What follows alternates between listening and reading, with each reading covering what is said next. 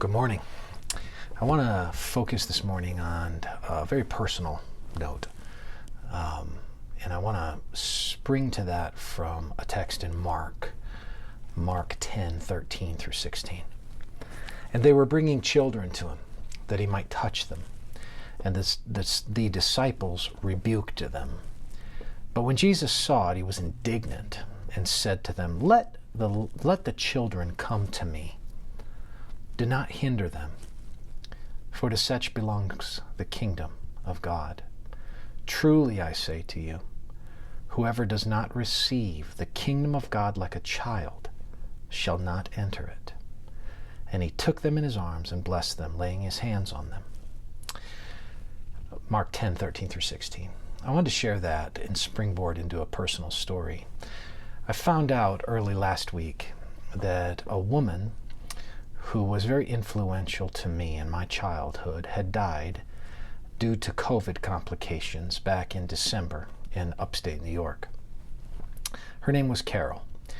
And Carole and her husband Bill were dear friends of my parents. They went to the small country church that I grew up in. Carole and Bill were older than my parents by about half a generation or so, maybe 15 years older or so.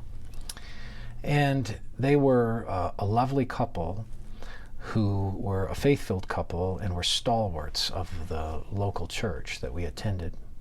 They became very dear to me, and while I had great relationships with my grandparents, they became like an aunt and uncle to me, and I spent a lot of time with them and a lot of time alone with them. They just cared for me and were people I could spend time with outside of my parents. They were a couple that were very influential in my parents' conversion to faith.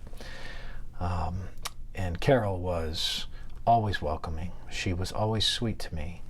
And as a little boy, she reminded me of the warmth of the local church. It was in part her kindness that gave me a warm feeling about Jesus. It gave me a warm feeling about the kingdom of God. And while I couldn't amass all those categories at the time, as I grew older, it certainly demonstrated itself to be the case. She's not well known. And outside of that little community, not a lot of people probably know her. But I wanted to take a thought for the day to honor her, but to share a thought with you, and that is, you have little children in your life. You may have kids yourself, you may have grandkids, you may have nieces and nephews, you may just have children in the neighborhood, you may have kids at school, you might be a teacher, and maybe in other contexts, but you interact with kids, maybe in our kids' ministry at Lifeline, or if you're in another local church. In any event, I want to tell you that you may be the hands and feet of Jesus for them to see what the kingdom is like. You're welcome to them.